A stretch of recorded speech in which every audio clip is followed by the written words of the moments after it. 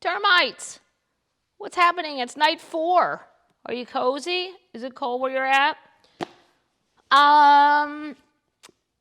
Golf is on. I'm a big golf fan. So the Masters, it's weird without fans, but I don't really care. I've been to the practice rounds there. I don't go to the real one. The practice rounds tickets on StubHub, if you get them early, considering you're there all day, they're not too crazy priced. And you can see the whole course, and you can see all the players, and you can take pictures and stuff. I don't think they let phones in, but you can take, no phones, but you can take a camera if you're from the 1800s and have a camera. I had to go get one, a real camera. What are we drinking? Well, this, my little friends, is called BSB, Brown Sugar Bourbon. It's from Washington. I remember got it. I don't remember where in the state of Washington.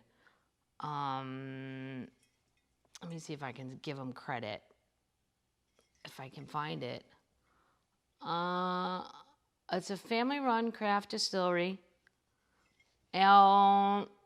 Oh, here we go. Gig Harbor, Washington. I'm not even sure why I bought this, because I'm not the biggest bourbon person, but it just looked interesting. I'm a sucker for what I can find on my way out of town, and then I feel like I have a little memory from that. And I always have fun in the state of Washington. I feel like it's going to Canada. The trees are very unfamiliar to me. The whole thing's very unfamiliar to me, but I like it because I feel like I really went somewhere different.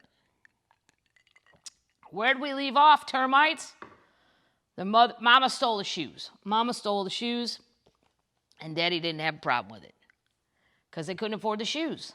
And they had to walk 24 miles a day carrying the baby because the baby didn't have no shoes. Who was the baby?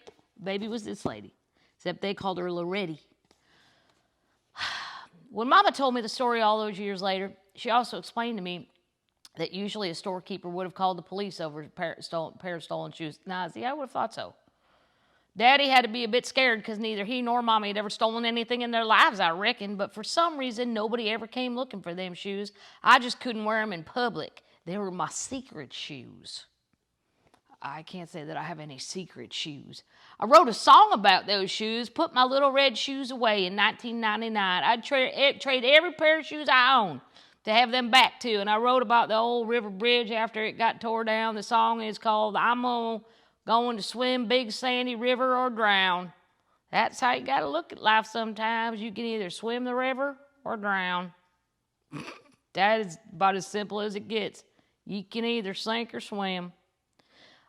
I think that's how Mama was looking at things when she stole them shoes. I don't think there's much of a strong will and constant prayer. Wait, let me read that again. I don't think there is much that a strong will and constant prayer can't accomplish. That's one of the secrets of my strength as I've faced life's hard times. I recommend the formula to anybody. Like I mentioned earlier, mountain people are protective of what little they have. And back when I was a kid, if what they were protecting was their moonshine, they could be deadly, as they should be. We've talked about moonshine. There's so many flavors now. Be careful, though, because you think you're drinking, Kool-Aid when it's the Hunch Punch. Shoo. It's like edibles. Just let it sink in. Don't go, well, I don't feel any different. And then just do another shot of moonshine. Don't stack them up. And that's from a drinking lady telling you that. Pay attention. That's how the Webb family lost our cousin, who was one of our best friends. What? Lee Dollarhide, the chicken thief I was telling you about you earlier. The way Lee was showed in Coal Miner's Daughter has bothered me to this day. In the movie, Lee had long, greasy hair and looked like he needed a bath. Lee wasn't like that. He was clean and a sharp dresser, and it hurt me to see him look that way, but that's Hollywood for you. Well, why didn't they give her a preview of the movie and say clean that guy up? That wouldn't have been that hard to reshoot the chicken thief scene, would it? Even though I tried to get everything right when it came to the movie, there were parts that was wrong. I remember how the movie showed our house in Washington State with an electric washing machine on the front porch. Well, doing me sure didn't own no washing machine, and we didn't have no electricity. Oh my God. What year was that? I washed our clothes by hand on a washboard, just like my mama did in Kentucky. But that movie sure had one thing right about Lee. Moonshine was the reason he died. Close to the beginning of the movie, dude goes looking for Lee to get some moonshine.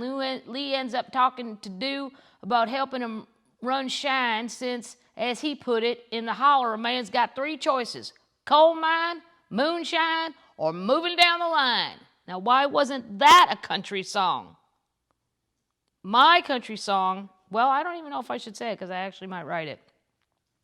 First, I'm going to make it a t-shirt. Can I patent something by saying it out loud? I don't know. I don't trust people. I'm going to keep it in my head. But I already have my chorus. It's got something to do with beer. Running moon. Okay. Dad reminded Lee that when he was a kid, he'd help run liquor for a nickel a day. And if he was going to do it now, he'd be more expensive than back then. Well, Lee wasn't just running moonshine because he had a still go dry. He was stealing shine from some boys over in Greasy Creek. Dude told him it was dangerous, but Lee just shrugged it off. Dude didn't go in with Lee, and he was lucky because he didn't, because about the next time Lee came over to Greasy Creek, the owners of the still shot him. Wow. I guess if you're all doing illegal shit, it's like gang shit. Yep. Lee was one of my closest friends in Butcher Holler, and he was the kindest man I knew, except for Daddy. We didn't have much to eat, and many nights he had nothing at all. Nothing. Other nights we had chicken because of Lee. He stole them, of course. Shoot, Lee even stole chicken from Dude's daddy one time. Well, that'd be weird to steal from your grandpa to give it to the kid. But I don't know. I never told Cousin Lee about Grandpa saying I wasn't pretty, but somehow Lee seemed to know I thought I was ugly as a stump. He always made it a point to tell me I was pretty. Loretta, Lee would say, I want to tell you something. You're pretty now, but one of these days you're going to be a beautiful woman. That's a compliment, I guess. You'll grow into your own looks.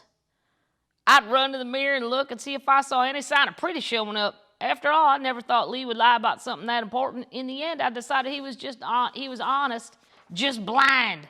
I wasn't pretty, not with freckles and plain features like I had. Hey now, I have freckles. It's all fun and games, so they all turn into skin cancers. That's all my dad does is have shit whacked off of him. They just pop up now, like, there's one on his leg, it looks like a jujube. Remember those candies? I don't even know. And then they had one on his head, they took a divot, looked like a golf ball went in his head, and then somebody pulled it out. That's how deep the hole was. That's what happens to your cute freckles. Lee lived right beside us, and he'd hear me singing as my voice carried through the air. He told me how much he enjoyed it, and he asked me to sing more and sing louder, especially liked to hear me sing when he was running off his moonshine. When Lee got shot, there was no money for his funeral. I'd never heard of an undertaker, and I didn't know what it meant to be embalmed. So Lee Dollarhide lay inside a wooden coffin inside his mama's cabin for 3 days. Oh. He was carried to the graveyard and buried, box and all, under the Kentucky soil. Today, Lee and his coffin is dust and have been for many years. He's in a grave that's not far from Mommy and Daddy's. I decorated them last Memorial Day. Lee's lying in his mama's cabin for 3 days wasn't all that unusual. That's just how poor country folks honored their dead. Somebody would stay with the body day and night. Well, it wasn't just country folks, because my old Irish relatives would do that. They'd have the body in the family room, and then the hearse would come get the body, and then they'd walk behind it all through the neighborhood to all the places that person used to go, and then walk to the cemetery. It's a big thing. It might be a little more unlikable than the way we do it now. I don't know about the body in the house. Maybe at the funeral parlor, and then we start walking. Yeah, I don't know about that. You may remember the Ray Stevens song that Ray Stevens recorded a song about sitting up with the dead. I don't. But I'm going to giggle it. Every time I hear it, I'm reminded of Lee Dollarhide's body laying in Mama's cabin, as well as a story they tell in the Holler about an uncle of my mommy's. This uncle was too cocky for his own good, and on top of being cocky, he wasn't quite right in the head. That is a great way to say it, not right in the head. One of my cousins in Ireland, I was asking about another cousin, and one of the older aunts said, well, she's a little thick in the head. She meant thick. They just don't say the H. And then I said to my sister, did they just tell us one of our cousins is like not with the program. And my sister goes, yeah, I think that's what that means. He was always saying that nothing and nobody could scare him. Well, a bunch of old farm boys said, well, we'll show that son of a bitch. Well, that's the first time she cussed. So the next time somebody died, they got the family to ask Mommy's uncle to sit up with the body all night so they could get some sleep. He said that'd be fine. Then those boys put a wire on the dead man, put his coffin by the window, and hid outside. About 2 o'clock in the morning, they pulled the wire, and that dead man sat bolt upright in his own coffin. Mommy's uncle looked at him, said nothing, spit out his back tobacco, and fell back to sleep in the chair. The next night, the farm boys tried again. They again pulled the wire and let the dead man sit at a right angle. They just left him there, dead, sitting straight up in a coffin. Mommy's uncle stirred and slowly rose from his chair as he walked to the coffin. You son of a bitch, he said, you're dead and I'm getting paid to sit up with you. Now you lay back down. I told you he wasn't quite right in the head. But it made for a good story around Butcher Holler. Lee Dollarhide never had much use for the law. He was little and he could easily slip through handcuffs every time he was arrested. Who would even think about that? If I'm small enough, I can slip through handcuffs. He'd come to our house and Mommy and Dad would hide him above the ceiling. I'd see them throw him a rope so he could pull a 3-pound lard bucket with some food in it up to his hiding place. I'll never forget a Christmas Eve when I was around 5 when Mama gathered all of us children around to say Santa Claus wasn't coming. Oh, fuck. There wasn't going to be anything for Christmas, she said. Not anything for anybody at our house. She claimed that the snow was too deep for Santa to make it to our house that year. Well, at least she had a reason. At least it wasn't just, well, fuck it. Christmas is off. It ain't happening. Not in the holler. Kids would probably believe that part, you know. Then she got the idea to draw a checkerboard by hand. She used yellow and white corn for pretend checkers, like most folks use black and red as real checkers. Okay, that's a good idea. The hand-drawn checkerboard and then pretend checkers was our family's Christmas present. Wow. People bitch today. This Loretta got corn kernels on a fake checkerboard and the whole... Okay. They have boats and air... kids today get bored with fancy computers and electronic games. Not bored enough to want to play checkers with corn. Let's not go down that road. But I truly believe they have boats and airplanes that fly and sail by remote control, but I truly believe that they almost never had as much fun as we did with the corn and the homemade checkerboard. I don't know. That Christmas Eve, I'm not a video game person, but my brother Patrick got Mike Tyson's fight out, knockout, box out, whatever it was, way back in 100 years ago, and I really liked playing that. I did. Mike Tyson's... I don't know, it was something on Nintendo. This Christmas Eve, we all got ready to sleep in the shuck bed, flour sacks Mommy stuffed with dried corn shucks. Oh, my Lord. We never thought about getting anything for the holiday, but that night, before I went to sleep, I told Mommy I believed Santa Claus was going to come to our house. Mommy shook her head and looked real sad. There was no consoling me that night. I was just having a fit, and I couldn't quit squabbling and hollering and that Santa Claus was coming. Mommy tried to calm me down, but I was having none of it. I just sat up crying as hard as I could. At that moment, I was at the loudest and the saddest. The door to our cabin flew open and a cold wind swept through the room. We had newspapers nailed to our walls for insulation, and them papers flew everywhere. Right in the middle of the night, right in the middle of the flying newspaper stepped a man who said he was Santa Claus. I was too little and excited to know that this Santa Claus was Lee Dollarhide wearing a mask with a pillow under his shirt. Not only that, even though I'd heard of Santa Claus, I'd never seen no pictures of him. So when Lee said he was Santa, I was ready to believe it. Well, why not? I've never seen a photograph of the motherfucker. Could be anybody. Sorry if there's young people watching this. I doubt it. Santa walked to the shuck bed and emptied a sack full of hard candy. What? Yay for the thief. I'm a big fan of Lee so far. When I got older, Mommy told me that Lee had robbed a candy store on that night on Christmas. He sure was our Santa Claus that Christmas, and Butcher Holler's Robin Hood for years. Well, I don't know if he's Robin Hood. Maybe the local candy store guy was just trying to make a living too, you know? I don't know that he's like rich. Maybe.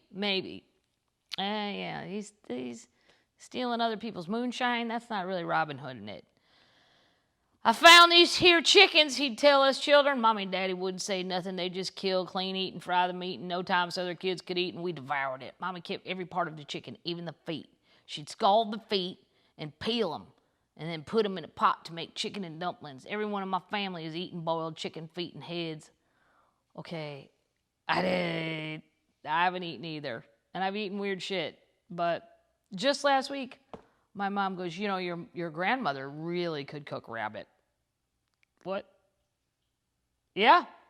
She goes, I didn't even know it was rabbit. I said, what'd you think you were eating? I had no idea. Anything your father's mother cooked was good, so I just ate it, and it was rabbit. Because they didn't have any money. She always had bone marrow, all the stuff that was like left over at the grocery. She'd take it all and make shit. She was a very good cook. But chicken feet and heads, no. What does a chicken head taste? Has anyone eaten a chicken head? Anybody out there? If so, please report back in the YouTube comments. What does that taste like? Is it even edible? I think it'd be crunchy. It's a skull. I mean, I know it's a chicken, but sometimes Mommy cooked the chickens with wild onions or poke. I don't know what poke is. There's so much to Google. I'm only 22 pages into this, and I have to Google like 55 things. I've heard of it. I don't know what it is. I like wild onions to this day and picked some wild Tennessee poke in July 1999 to make a poke salad. Pokey? P-O-K-E. Pokey? Poke? I remember asking Mommy why Lee always happened to be around us when we had chicken. She said he was just the one who brought us food. I was probably 8 or 9 by then, and I didn't ask any more questions. I didn't know Lee was stealing them chickens, but I sensed Mama didn't want to talk about it. One night, before I left home, Lee stole 3 more chickens and some feed. I guess he thought us feed us one more night, and that we could keep another chicken or 2 alive to eat later. That's why he stole the feed. The feed sack had a hole in it. The sack leaked chicken feed from where he stole it right to our front door. Oh shit, he left a trail. The law simply followed the trail. The police busted through the door and arrested Lee when he had a drumstick in his hand. Well, I certainly hope he'd eaten most of it, because that'd be a goddamn waste of a good drumstick. I didn't know what was going on. They wouldn't come up there to arrest the moonshiners and such, but they got good old Lee for feeding a poor family. They took Lee to jail for that deal, but he escaped. Long after Lee died, people asked if I think he'd done wrong in his life. I said no, and I think he went to heaven on that very night the moonshiner shot him. And I'll wager that the Lord had a platter of fried chicken waiting on him.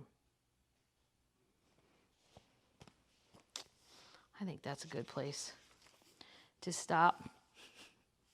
It's a lot to digest. I'm going to Google eating a chicken head. That's what I'm going to Google.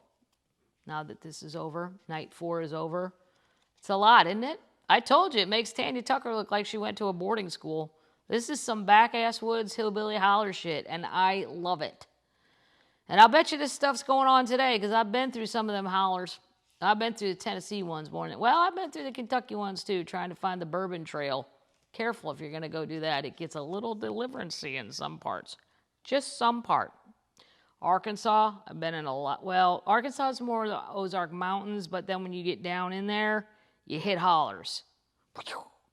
And you back up the top of the mountain. All right, people. Termites. Let's get your blankets. See, look at that. That's pretty. I don't know why she's thinking she's all ugly. Maybe you'll grow into yourself being better looking. It's such a terrible thing to say to somebody. All right, termites. Pull your blankets up. Get cozy. This is actually pretty good. I'm not really a bourbon person, but I buy it in case people come, but no one comes anymore, really. The Grand Termite's coming. I'll have him at least sit here. I don't know if he want to read it. I don't know if he would want to.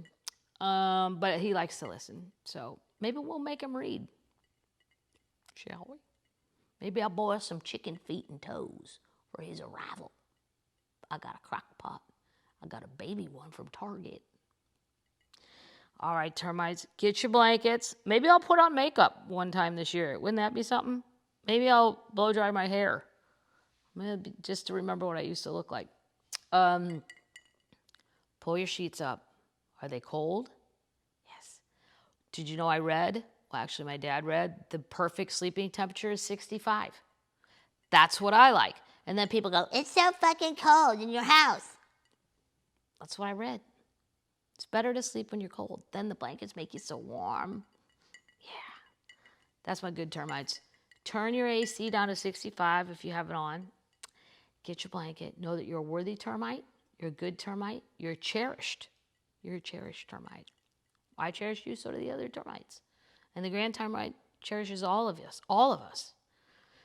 We have t-shirts left on the website, I think, that say Night Night Termite, Storytime. I don't know how many are left. We did sell a lot, so that was great. I hope you all got one. I paid for it to be soft, so I hope it's soft. And that's it. We're going to sign off now. Night Night Termites.